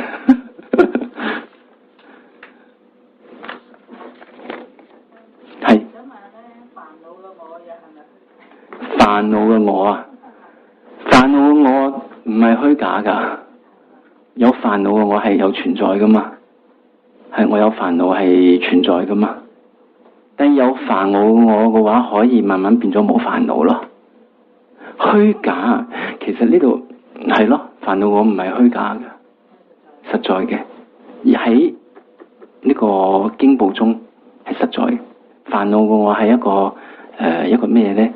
一個即係無上法嚟嘅，所以佢係聖義體咯。仲有一個係咪？係嘛？仲有一個嚇？病人係存在㗎。咁我哋要睇存在唔存在嘅話係點樣咯？其實好似話精神病患者啦，佢係存在嘅，但係佢所幻現出嚟嗰啲諗法係未必存在㗎嘛。好，咁我繼續而家講係呢個第34頁有境嘅主張啦。咁頭先之前咧講到就係有境嘅主張，係對於經部宗而言咧，有境嘅主張有分異啦。首先係主張蘊嘅相續為菩提伽羅嘅實例啦，以及主張意識為菩提伽羅嘅實例。咁上喺經部宗喺毗婆沙中都有提過，就係五蘊嘅聚合體啊。我哋話係毗婆，即係點話係菩提伽羅嘅菩提伽羅嘅實例，同埋咧意識又係菩提伽羅嘅實例啊嘛。呢度佢就話係即係呢個蘊嘅相續，其實蘊嘅相續其實同五蘊咧，五蘊嘅聚合體其實係其實佢係講緊同樣嘅嘢，講緊同樣嘅嘢。我哋嘅人，即係我哋嘅人去來世嘅話，係靠五蘊嘅，即係色蘊啦，會唔會去到來世㗎？佢亦都會去到來世。色蘊係有分粗同埋細。粗嘅咧，好似我哋呢啲身體咧，佢唔會去到來世。咁有啲咩會去到來世咧？佢個相續係乜嘢咧？五根，我哋咪有五根嘅眼、耳、鼻、舌、身，呢個五根。五根係佢係比較細嘅，係色法嚟嘅。呢個五根咧，佢會變成乜嘢咧？變成呢個習氣咧，會呢個相續咧，會去到來世嘅。呢個係咯，所以我哋話五根，即係我哋話呢個五蘊啊，五蘊嘅相續咧係會跟住去到來世嘅。咁五蘊呢個相續咧，我哋即係佢哋認為咧係呢個菩提伽羅嘅實例，菩提伽羅嘅實例，或者係認為係意識係菩提伽羅嘅實例。咁下邊就講到其中啦，其中例如啦，遵循世親阿比達摩嘅嗰個俱舍論嘅經部宗，就係隨經行嘅經部宗，佢係承認乜嘢咧？佢哋承認係第一個部分就係五蘊嘅呢個相續咧，係菩提伽羅嘅實例。咁而承認呢個遵循係法稱七部量論嘅經部宗，邊個咧？就係隨理行經部宗嘛。經部宗頭先咪分兩個嘅，一個係隨經行經部宗，同埋一個係隨理行經部宗。而隨理行經部宗咧，佢哋係乜嘢咧？佢哋係承認咧呢個意識啊，意識係乜嘢咧？意識係菩提伽羅嘅實例。咁呢度要講到啦，跟住下邊啦就講到呢個有境，有境主要係心識啦明了同埋覺知，同埋明了又好，覺知又好，心識又好識又好全部都係即係同樣意思噶清楚而且明了啦，呢個就係覺知嘅定義。清楚而且明了，呢個就係覺知嘅定義覺知就係心識，清楚而且明了就係清楚而且明了就係覺知嘅定義。咁通常我哋任何心識啦，任何呢個認知啦，佢都係點樣？佢嘅特性係乜嘢咧？佢係清楚而且明了嘅，而且係明了嘅，即係可以明了嘅意思係可能即係點樣？可能去顯示某個境，或者去了解某個境啦，我哋稱之為明了啦，清楚咁樣。咁喺覺知入邊咧，我哋有分係咩咧？係分兩個，一個係量，一個係非量。頭先我哋之前嗰個定義有講到啦，存在法法係有，係量嘅所緣，稱之為有法啊嘛。之前有講到啦，咁呢度啦，量嘅所緣係乜嘢咧？到底量係指乜嘢咧？咁我哋呢度就要清楚啲啦。量嘅意思係咩咧？新嘅，即係不受欺誑嘅明了，佢要具備3個條件，一個就係新嘅，不受欺誑嘅，又係明了嚟嘅，呢個3個條件。咩叫新呢？當我哋睇事物啊，或者係睇花瓶又好，或者睇呢個杯又好，我哋凡係第一剎那睇嘅，我哋通常都係叫做新嘅。第二剎那已經係變咗舊噶啦，所以新嘅意思係第一剎那嗰一刻，第一剎那嗰一刻。咁不受欺誑嘅咧嘅意思係乜嘢咧？不受欺誑嘅話，佢就係能夠係了解呢個法嘅，能夠即係點樣咧？我哋好似花瓶啊，花瓶我哋睇花瓶嘅顏色，佢睇個花瓶，佢係不受欺誑嘅。點解咧？佢本身啊，呢個花瓶本身係乜嘢咧？本身係真正咁樣存在噶嘛，同埋睇個景嘅話係事實嚟噶嘛。但係有啲咩係欺誑嘅法咧？好似嗰個我哋如果話如果講嗰個係乜嘢咧？如果我哋睇到嗰個欺誑 tuba 欺誑量新嘅不欺誑，是其必要，新嘅在決之，不受欺誑嘅係咧是察意，係啦。不受即係點樣咧？我哋話不受欺誑嘅話，係一定要係去了解啊，一定要係去了解到嗰個景嘅。好似瓷花瓶個顏色，佢係會了解到花瓶噶嘛，係咪？凡係瓷花瓶嘅顏色，佢係了解到花瓶。凡係有了解到嘅，我哋就話係不受欺誑。如果佢係冇了解呢個法嘅，佢係雖然見到呢個法，但係佢冇了解嘅，我哋稱之為係受欺誑咯。咁下邊又要解釋到咯。咁我哋繼續睇落去啊，同埋係具備咗3個條件，一個係新嘅、不受欺誑嘅，同埋明了。好啦，呢個就係量嘅定義啦。咁量嘅當中啊，提及到新嘅、不受欺誑嘅，跟住就係明了。呢3個部分到底有咩必要呢？第一個必要就係，如果你唔講新嘅話啊，因為喺下邊我哋大家有冇學過心理學啊？心理學咧，本身咧係入邊要有講到咧，我哋心理學本身又係7支嘅。7支係乜嘢咧？就係有現量啦、比量啦、再決支啦，跟住就係顛倒支啦，跟住就係懷疑啦，跟住是察意啦，跟住顯而未定支，顯而未定支，一共係7個，有7種嘅心識或者7種嘅明了。入邊會分乜嘢咧？有量同埋非量，現量同埋比量啊，佢係量嚟嘅。另外嗰5個再決支啦，跟住就係顛倒式啦、懷疑啦、是察意啦，跟住顯而未定支啊，呢啲都係非量嘅。咁呢啲都係非量嘅，所以我哋講到啦，呢度就講到係再決支啦。再決支啊，排除再決支係量。點解再決支係唔係量呢？再決支嘅意思係乜嘢呢？凡係當我哋持花瓶顏色第一剎那，我哋稱之為量；第二剎那、第三剎那、第四剎那嗰啲呢，我哋稱之為再決支。咁所以啊，持花瓶嘅呢個再決支，佢係乜嘢呢？佢係不受欺誑嘅明了嚟嘅。佢又係不受欺誑係乜嘢意思呢？佢係了解花瓶噶嘛？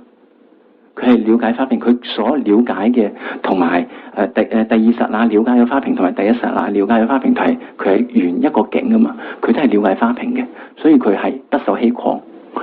佢又係明了嚟嘅，因為佢係心識，但係佢唔係新嘅。點解唔係新？因為佢唔係第一剎那，因為佢係第二剎那。所以呢個再決支啊，變咗如果你唔加新嘅話咧，咁變咗再決支咧，都係變咗係量嚟噶啦。但係再決支其實唔係量嚟嘅嚇，唔係量嚟嘅。跟住下邊啊，跟住就係跟住就係以不受欺誑排除咗咩咧？視察意啊！視察意嘅意思啊，佢係一個係有意義嘅一個嘅即係點樣真實嘅，即係真實有意義一個心識嚟嘅。但係佢對境啊，對個境係唔清楚嘅，唔清楚嘅。譬如係乜嘢咧？譬如我哋自己本身啊，我哋係相信有前世今生噶嘛，但係我哋冇辦法真真正正了解有前世今生。我哋相信係乜嘢咧？花瓶係無常嘅，花瓶係無常，但係我哋仲未可以了悟到花瓶係無常。大家或者係點樣咧？大家點樣咧？我哋或者係空性啦，即係無我啦，無我。大家覺得你哋了解無我未啊？未了解，但係你哋承唔承認無我啊？承認無我，呢種承認就係視察意咯。但係佢唔會了解個境噶，佢就係對呢方面我哋去承認一個係即係正確嘅一面，我哋稱之為視察意。所以我哋承認有前世今生，但係我哋仲未真係了解前世今生噶。如果真係真正了解前世今生嘅話咧，應該你就唔會做惡業噶啦，唔會做惡業噶啦。同埋我哋仲未可以了解無常噶，我哋粗嘅無常或者可以比較了解，個花瓶啊或者呢個杯佢會破，佢會壞滅，呢啲粗嘅我哋會了解到，但細嘅我哋了解唔到嘅。細嘅無常嘅話，即係到我哋一般嘅凡夫冇辦法了解細嘅無常。如果真係了解細嘅無常嘅話，我哋就唔會對呢個杯啊或者咩生起呢個執着，因為無常佢剎那剎那改變噶嘛。所以我哋係承認呢個無常法，杯係無常法。呢種承認呢，仲未了解個境嘅，仲未了解個杯係無常，但我哋會承認杯係無常。呢種承認嘅話，我哋稱之為視察意。咁視察意佢係乜嘢呢？係不受欺誑嘅，佢唔係不受欺誑。點解佢唔係不受欺誑？因為佢冇辦法了解個境。如果真係要了解個境嘅話，佢本身就已經係點樣呢？即係好似頭先講過啦。視察意佢淨係一種承認嘅態度，佢隨時會變噶。因為佢未了解嗰陣時咧，好似我哋一般嚟講，舉個簡單啦。我哋通常點解會承認係前世今生？我哋都係可能有啲老師啊、佛陀嘅經典啊，話有前世今生，你先承認啫嘛。你都係咪啊？你冇辦法，有陣時冇辦法透過自己係好強烈咁樣。真係真真正正或者見到或者係了解到嘅，你都係要靠經書或者係啲人同你講，你相信你先承認。呢種承認嘅態度，我哋稱之為視察意。一般凡夫都係咁樣嘅。到當然慢慢你當然係點樣呢？我哋首先承認呢種承認，對我哋有幫助啊！承認了解，承認咗有前世今生，所以我要累積多啲福報，我要有創造一個更好嘅未來，咪去行善咯。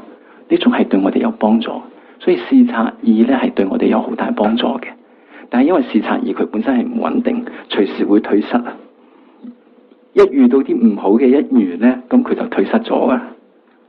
冇辦法了解嘛。當你了解嘅話，就唔會容易咁容易退失咯嚇。咁所以視察意佢本身係欺誑法嚟嘅。點解係欺誑咧？因為佢唔了解個對境，佢淨係承認個對境，佢唔係真真正正去了解。咁第三個啊，點解要講明了咧？明了係排除咗具色根係兩啊，因為我哋眼色佢本身係睇花瓶嘅眼根色，佢嘅靠個眼根，佢嘅眼根去透過眼根去見到花瓶而了解花瓶噶嘛。咁本身個眼根啊，佢係新嘅，又係可以不受欺誑嘅，但係佢唔係一個明了。點解佢唔係一個明了？頭先我講過啦，眼根係一個色法，係一個細嘅色法。明了嘅話一定係心法。所以咧，之前我係講個毗婆沙宗嗰陣時，我本來要講嗰個量嘅定義嗰陣時咧，即刻諗到後尾我咪話要喺經部宗嗰陣時先講嘅，因為毗婆沙宗同埋經部宗其實量嘅定義有一啲唔一樣噶。因為點解咧？其實毗婆沙宗啊，佢哋都承認呢個眼根都係量嚟嘅，眼根佢係一個現量嚟噶嘛。大家仲記唔記得？現量有分現量嚟噶嘛？眼現前色有分，即係眼根嘅部分，佢又話係現量嚟噶嘛？咁變咗佢係一個現量嘅話，唔一定要係明了咯，唔一定係身色咯，心色。所以呢個毗婆沙宗係咁樣嘅。但係到應成派啊，應成派呢個已經應該係自續派同埋自續派唯識經部宗，佢都係承認身嘅不受欺誑嘅明了係量嘅定義，但係應成派唔係嘅。應成派係點樣呢？不受欺誑嘅明了啦，就係量嘅定義，佢唔使一定要係身嘅，因為佢認為再決知啊，再決知呢度咪有個再決知嘅，再決知都係量嚟嘅，呢個係應成派嘅見解，所以又有啲唔一樣咯。咁量啦，有分係兩種啦，一種就係第一個就係現量啦，第二個係比量啦。咩叫現量呢？係離分別且無錯亂嘅明了，我哋稱之為係呢個就係現前嘅定義啦。現前嘅定義啦。咁現量嘅話係乜嘢呢？係要具備係以離分別且生嘅不受欺誑嘅明了。咁呢個就係稱之為現量嘅定義啊。咁咩叫現前呢？我哋首先要了解現前同埋分別心。我哋通常現前嘅意思就係我哋係好清楚，係非常清楚可以見到呢個景嘅，我哋稱之為係乜嘢呢？現前，好清楚、好清晰見到呢個景嘅，我哋稱之為現前。我哋冇辦法能夠清晰見到呢個景嘅嗰個明了呢，我哋稱之為係乜嘢呢？稱之為係分別心。分別心，我哋嘅心有兩種，一個係分別心，一個係現前識。現前識嘅意思係能夠非常清楚直接見到景嘅，我哋稱之為現前。好似呢，凡係一切色法花瓶又好，我哋花瓶又好，或者係杯又好，呢啲都係我哋係好清楚現前係可以見到嘅。聲音啦，又係現前可以聽到嘅啦。跟住啲味道唔同嘅味道，我哋可以現前咁樣聞到噶嘛。咁我哋口即係舌頭所嘗嘅味道，又係可以現前咁樣去嘗到噶嘛，係好真實，可以好明確咁樣可以嘗到噶嘛。或者係碰觸一啲嘅感覺啦，我哋可以現前咁樣見到。但係有啲分別心佢係冇辦法好清楚現前咁樣見到嘅，就好似無常法啦。無常法點解佢係冇辦法可以現前咁樣見到嘅呢？無常法因為佢係比較一個係隱蔽啲嘅法，佢一定要靠係乜嘢呢？一個正因，一個佢係一定要靠一個正因去了解嘅無常法。譬如咩叫正因去了解啦？好似聲音佢係無常，因為佢係乜嘢呢？因為佢係所作性故。大家有冇聽過呢個叫正因啊？有冇聽過論釋啊？論釋就係有法，跟住就係即係點啊？即係佢要有個有法。中文係乜嘢呢？有法中間係講咩啊？係咯，中文嘅有法所立法同埋一個係一個點啊原因咯。有法係乜嘢呢？係聲音。所立法係乜嘢呢？我哋所要了解係乜嘢呢？無常。嗰個原因係乜嘢呢？所作性故。所以如果我哋要去了解一個無常法，一定要靠一個因一個以一種事實根據嘅因去了解。好似點樣咩意思呢？我哋話呢個杯係無常啊嘛，但係杯微細嘅無常，我哋係冇辦法直接係見到嘅。佢嘅比較粗嘅無常，當然我哋見到話用錘仔揼爛佢嘅話，呢個粗嘅無常，呢個我可以見到。但係細嘅無常，我哋見唔見到㗎？係咪我可以清唔清楚見到㗎？唔清楚見到嘅。但係我哋可以透過一啲推理或者正因去了解到嘅。點解呢？譬如之前我講過啦，有啲畫咁樣或者杯啦，你擺喺度1年2年，佢會唔會慢慢會變舊㗎嘛？係咪？佢變舊嗰係咪好似今日擺，突然之間第2晚，因為好似你擺咗1年，跟住1年之後見到個杯變舊咗，佢係咪一夜之間變舊㗎？佢係平時已經一路喺度轉化變舊嘅，但係我哋見唔見得到㗎？見唔到。但係透過呢啲咁嘅推理，我可唔可以推理到其實佢係剎那改變㗎？推理到係咪？但係我哋冇辦法真係見到係咪？所以就係咁樣啦。一定要透過推理去了解，透過推理一啲嘅正因、正確嘅推理去了解呢啲法。呢啲就係我哋或者係稱之為比量啦，或者係乜嘢啦。咁現前嘅法就係你能夠即係清晰咁樣見到嘅，清晰好清楚見到嘅。我哋話現前啦，分別心佢係冇辦法咁清晰見到嘅，佢要透過推理或者係我哋見到個。但係有陣時我哋睇火睇到個火，眯埋隻眼咧，我哋唔係會見到個火嘅，都會有個火嘅感覺。但呢個就唔係現量嚟嘅喎，呢個火唔係現量，呢個係我哋會覺得同火係相似嘅異共相咯。但係佢本身係咪真係好清晰咁明了嗰個分別心明了個火啊？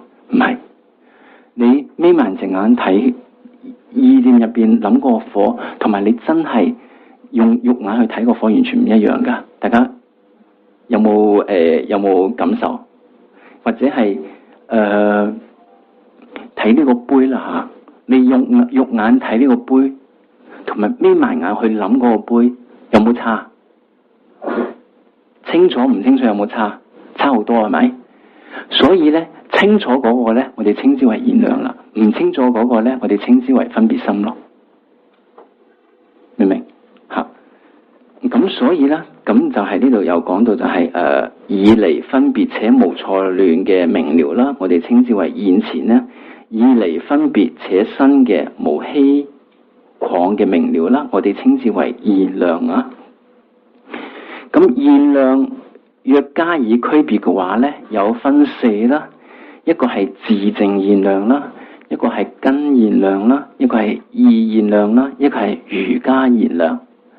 咁乜嘢叫做係自證現量啦？大家之前有講過啦，佢當呢個經部中佢認為咧，睇好似持花瓶嘅顏色，佢本身有一個持花瓶顏色嘅自證法，或者係自證色。呢個自證色咧，佢都係點樣咧？係好可以係好清楚，係完全好清楚咁樣睇到呢個花瓶嘅嚇。凡係自證色，佢都係一定係現前色嚟嘅。佢一定係好清楚咁樣了解到佢自己本身睇嗰個境個色。呢個就係自證色。根現量根現量好簡單啦，我哋有5根啊嘛嚇，眼耳鼻舌身。頭先講過啦，透過我哋5根嘅話，了解嘅事物會比較真係好清楚。最簡單，我哋用眼睇嘅嘢會係好清晰噶嘛。但係你眯埋眼用意去諗嘅話，就唔清晰噶啦。聲音都係好清晰可以聽到啊嘛，係咪？味道可以好清晰咁樣聞到啊嘛，舌頭好清晰咁樣知道呢個係甜酸苦辣啊嘛，身體碰觸可以知道係凍又好熱又好，或者係硬又好軟又好，呢個我哋身體嘅接觸係好清晰，係唔該可以碰觸到噶嘛。所以呢個就係根現量咯嚇，根現量。意現量啦嚇，意現量咧，其實我哋凡夫入邊咧係有意現量嘅，但係我哋完全係唔知道我哋自己係有意現量嘅。之前我有同大家講過啦。咁我哋嘅眼色啦，睇一個法，或者係我哋嘅眼色去睇一個杯，即係瓷杯呢個顏色，佢係現量嚟嘅。跟住瓷杯之後咧，佢會點樣啊？佢會變咗係，跟之後會進入嗰個意現量，一剎那係意現量，係一剎那係點樣咧？係時邊際剎那，係非常短嘅一剎那。跟住之後咧，就會起一個分別心啦。分別心係我哋去點樣去分別心咧？分辨呢個杯係好壞啊，或者美麗好睇唔好睇啊？呢個分別心啦，就會有呢種分別心。喺中間係有一個意現量嘅，呢個意現量我哋係冇辦法察覺到嘅。如果我哋察覺到呢個意現量嘅話咧，就變咗我哋係了解咗，能夠現前咁樣了解嗰個微細無常。下邊有講到啊，下邊有講到話就係瑜伽現量咧，佢其實本身係有兩個瑜伽現量噶嘛，呢個細品嘅了解，現證細品嘅無常嘅瑜伽現量，同埋現證粗品同埋細品嘅菩提伽羅無我嘅聖子嘛。所以瑜伽現量啊，佢如果現前咁樣睇到細品嘅無我嘅話，佢就係一個瑜伽現量嚟噶嘛。如果係瑜伽現量嘅話，佢一定係聖者先得到噶，我哋凡夫係冇噶。所以我哋好短個剎那，我哋睇過，我哋係完全係冇了解到嘅，係有，即係經書入邊有講到係有，但係我哋凡夫係睇唔到嘅。咁所以呢度就係講到有四個啦，其中為朝向內。而係成為能取之一部分嘅意離分別生嘅不受欺誑嘅明了，就係自證現量嘅定義啦。呢度係現量嘅定義係乜嘢咧？係新嘅不受欺誑嘅明了啊嘛。呢個係量嘅定義，而要係現前咁樣見到嘅話，佢係一定係意離分別無錯亂噶嘛，意離分別無錯亂，咁係自證分係乜嘢咧？只係朝向內，而係成為唯一即係能取嘅一個部分啦，而且已成為能取之一部分嘅意離分別生嘅不受欺誑嘅明了。佢係乜嘢咧？佢唔係向外噶，自證分我頭先講過啦，有他證分同埋自證分。他證分係向外取個境嘅。自證分係乜嘢咧？係取內嘅。取內之外，佢係除咗係取內之外，淨係取乜嘢咧？係佢自己本身嗰個意義，佢唔會取其他嘅，淨係取自己要持嗰個色，即好似執持平顏色嘅自證分，佢一定係淨係持平嘅顏，即係持平嘅顏色，佢唔會去睇其他任何其他意識嘅。除咗佢唔睇出邊之外，佢就係執着咗一個嘅啫，唔會執着其他嘢嘅。取之一部分啦，而離分別生嘅不受欺誑嘅明了啦，呢個係自證現量嘅定義啦。跟住依如何根現量自己嘅不共上緣據根識之後所產生嘅意離分別生嘅不受欺誑嘅明了，就係根現量嘅定義。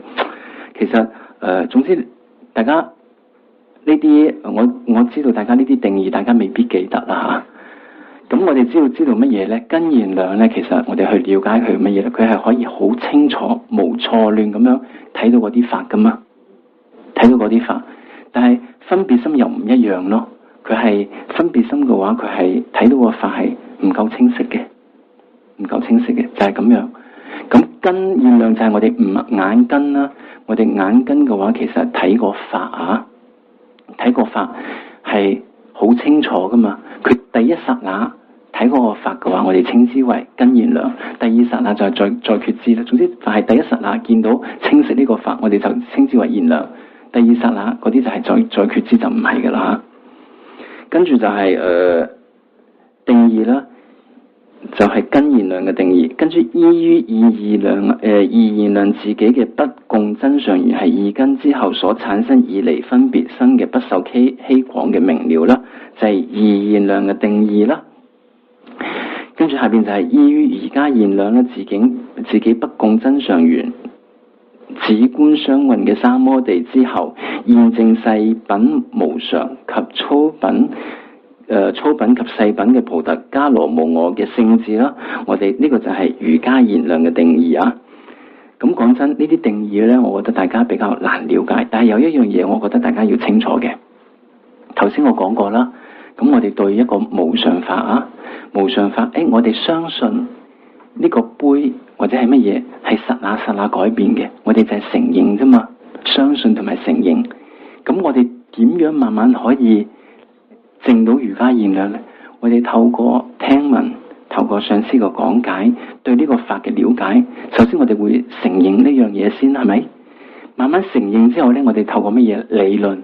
唔同嘅理論呢，去了解，跟住用唔同嘅理論去了解嗰陣時，我哋會得到乜嘢啊？得到一個了悟呢個世無常嘅比量。點解我哋稱之為世無常嘅比量呢？比量嘅話，佢一定唔可以冇辦法現前見到你就係聖者啦。咁我哋一開始了解世無常嘅話，一定係通過比量噶。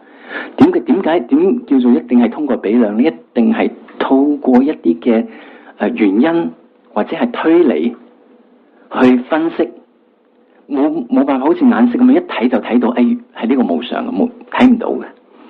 無常係睇過乜嘢？頭先我講過啦，透過分析，透過經典嘅分析，透過佢如果係一夜之中就變壞嘅話，係咪咁樣呢？唔係，佢係其實係慢慢一路變化緊嘅，只係我哋察覺唔到。慢慢透過呢一點，我哋去多啲了解，就可以見到個杯呢，就會見到佢真係剎那無常法嚟嘅。但係往往我哋而家未見到破壞啊，未見到佢破壞，我哋都唔覺得佢係一個無常法，係咪咁樣啊？我哋淨係見到個杯真係跌咗落去，凹咗、破壞咗、爛咗啦，我哋先覺得冇咗啦，先會覺得佢有改變啊，係咪咁樣啊？就好似我哋毗婆沙中講嗰個即係世俗諦嗰個定義咁樣咯，即係佢係破壞咗之後，跟住執佢個色就唔見咗。但係佢本身佢係咪剎那改變嘅咧？理論上係咁樣，但係我哋有冇辦法可以真正了解到啊？真正了解唔到，點解啊？我哋一睇佢，覺得佢係好實在、好常噶，會有咁嘅感覺，係咪啊？我哋人都係啦，人我哋會唔會？我哋都冇辦法了解人嘅無常啦。點解啊？人會唔會死亡啊？佢係咪一生出嚟即刻死啊？即係可能會咯，但係佢其實死亡中間嘅話咧，我哋話或者係我哋嘅器官變壞咧，佢係即刻變壞啊？定係佢係慢慢咁樣變壞㗎？慢慢，但係我哋冇辦法了解到呢樣嘢，都覺得好似我而家咧有陣時咧都覺得我10幾歲，因為成日10幾歲去印度啊嘛，我仲會覺得自己有陣時會覺得睇落覺得自己好似琴日嘅我同埋今日嘅我會覺得冇乜差別㗎，會唔會啊？可能1年前嘅我同埋最多口噏我老咗啦，其實心唔係咁樣諗嘅，心未必咁諗㗎。所以我哋要了解呢個太多嗰啲即係點樣嗰啲定義，我覺得比較好量力。但係我哋要了解一樣嘢，世嘅無常法，我哋點樣去了解呢？首先我哋有個視察，我哋聽聞佛法，聽聞上即係聽聞老師講，同埋睇經典，了解呢個杯係無常法嚟嘅。點解係無常法呢？呢個原因係咁樣。然後我哋咁樣去承認嗰陣時，一路去點樣證實，一路去多啲思維呢？咁我哋會生起一個好即係明了嘅，即係明了呢個杯係無常法嘅比量。呢個比量透過呢個比量呢，即係我哋要點樣做呢？用止觀雙運，就係一路咁樣諗多啲，好似我哋觀想佛像咁樣咋嚇？觀想佛像我哋睇個即係好似我哋觀想佛像嗰時，我哋啱啱睇個佛像嗰陣時咧，眯埋眼咧，我哋其實唔係咁清晰嘅。慢慢你做多啲觀想，一路其實會越嚟越清楚啲嘅。到最後咧，你係同肉眼見到係一樣噶，會做到咁樣。但係點解我哋做唔到呢？因為我哋冇串習咯。咁我嘅經驗就係，我眯埋眼係完全諗唔到，以前係完全諗唔到咩佛像，完全睇到即係完全諗唔到。而家係點樣咧？最起碼有個即係會感覺到有個輪廓喺度咯，係咁樣。但係都要經常去串習啊！呢個係我啱啱開始係冇辦法做到嘅，冇辦法做到嘅。慢慢咯，我哋當我哋心定落嚟嗰陣時，所以呢個分別心，呢個比量係一個分別心嚟嘅。佢係一個意境係唔係咁清晰嘅，佢係覺得有一個咁嘅意境嘅共相喺度，但係佢唔係咁清晰。慢慢你透過呢個講到話止觀雙運嘅三摩地啊嘛，我哋多啲串習，我哋嘅心境就係咁樣啦。一開始你要做一樣嘢，其實俾我哋嚟講，我哋要一開始去話即係好似我哋講過啦，好似平時我哋翻工咁樣啦，好似人哋唔同嘅工作啊嘛，唔同嘅啱啱做嗰陣時，我哋冇咁熟手噶嘛，慢慢做多啲，咪熟手多啲咯。咁另外就係我哋嘅心又係咁樣嘅，平時嘅話可能點樣啊？個親心啊好少，慢慢你放縱佢咧，等個親心起咧，越嚟越慢慢個親心會越嚟越大嘅。我哋嘅善念又係咁樣。如果我哋可以經常保持個善念，我哋一路咁樣生起，好似頭先我講過啦，你哋做乜嘢善業都要諗到為你一切有情去做呢樣嘢，慢慢一啲嘅話咧，自然最後咧，我哋慢慢做乜嘢，自然會諗到咯。所以呢個心都係可以訓練嘅咯。而執呢個我哋要持呢個呢個杯係無常。首先我哋承認啦，係咪？承認咗啦，透過多啲嘅思維理論，跟住真係證實到呢個係乜嘢啊？呢個就係呢個就係杯係無常法啦。咁點樣去證明到咧？點解我哋話透過理論去證明啦？舉一個例子啊，大家聽人講話印度菩提伽耶。咁即係點樣？有個佛塔入邊有個釋迦牟尼佛，你聽人講，或者係印度或者係點樣啊？好啦，舉另外一個例子啦嚇。你如果親眼見到啊，呢個間屋啦，着咗，你喺出邊咧見到間屋着咗火，你見唔到個火，但係你見到個煙嘅話，你透過個煙，你可以了解到咩？呢個屋入邊係着咗火噶嘛？如果你真係，因為雖然火佢本身係一個現量，但係你喺出邊嗰陣時未必見到嗰陣時，你會見到煙噶嘛？見到呢個煙呢個原因，去了解到呢個火，呢個間屋有火，你會咁樣即刻知道呢間屋有火。如果我同你講話今日某某地方着火啊，你都係未必咁信啫嘛，或者係今日或者係某某人屋企着咗火啊，你同親眼見到個原因，了解到佢間屋着個火，同埋你聽人哋講係唔一樣噶，會唔會啊？會唔一樣噶？你親眼見到，親眼去透過呢個原因去了解到，同埋聽人哋講係唔一樣嘅。所以而家我哋淨係聽人哋講，我哋自己唔知，聽人哋講原來係咁樣，自己承認 OK。但係如果你真係了解咗呢個原因，而去了解咗呢個無常嘅話咧，你個了解程度唔一樣嘅，會好深刻，印象好深刻嘅。咁呢個印象深刻咗之後咧，了解咗呢個杯係無常呢個比量之後咧，透過止觀雙運嘅呢個三摩地啦，多啲觀想，多啲思維，一路觀想一路思維，止觀兩方面去思維，慢慢點樣？你會變得係非常非常清晰，就如你個親眼見到咁樣清晰。咁嗰陣時你證到啲乜嘢？就證到呢個瑜伽現量。呢個瑜伽現量本身亦係一個意現量嚟嘅，意現量啊。所以呢個嗰陣時咧，我哋已經係證咗聖道咯。所以我哋平時嘅訓練個心就係要咁樣訓練咯。我哋當然有啲事物我哋可以見到好清楚嘅，見到咯。透過有啲係我哋唔清楚嘅，透過乜嘢咧？透過一啲嘅可以睇到嘅一啲嘅原因，慢慢去分析思維各種唔同嘅因，去了解佢隱藏嘅呢個法。了解咗之後，慢慢自己多啲諗，好似無我都係啫嘛，無我又係咁樣。我哋就話親眼見唔見到？唔見唔到，要好抽象咁樣去思維多啲思維，或者睇唔同嘅法，或者聽唔同嘅嘢，去透過呢方面去了解，慢慢自己有個決定信之後可以決定嘅了解，決定了解之後變咗乜嘢？慢慢再經過自觀雙運，跟住可以真真正正了解咯，真真正正現前咁樣了解，你可以真真正正去斷除呢個煩惱咯。所以我哋要訓練自己嘅心係咁樣咯。咁平時嘅話，其實量同埋比量啊，呢啲其實好重要，就係我哋嘅心識係點樣嘅。我哋嘅心識其實可以慢慢訓練咧，佢係訓練到可以係好，最後係好清晰，好清晰。就係睇我哋自己肯唔肯去咁樣做咯。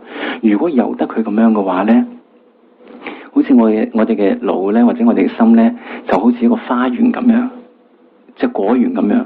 如果我哋肯去種一啲嘅果樹嘅話，佢會即係如果種蘋果又好，種其他橙又好，佢會最後係咩啊？會開花結果嘅。如果由得佢會變成點啊？長實生草咯，咪咁樣咯，就冇用咯。由得佢就咪生草咯，冇用咯。所以我哋人嘅腦，我哋要識得去運用咯。透過呢方面，能夠點樣咧？去培養啲好嘅嘢，最後我哋會結到咩？最好嘅果實就成佛嘅果。如果由得佢咪生草，咪冇用咯。係啦，咁就講到呢度啦，嚇。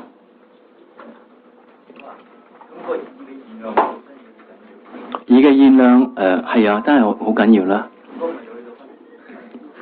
我哋而家都係大部分都係分別心，全部絕大部分分別心嚟嘅。係咯，慢慢訓練到最後咯。咁我哋透過咩嘢訓練咧？透過我哋了解嘅法，慢慢去訓練到自己能夠真係好清晰去了解咯。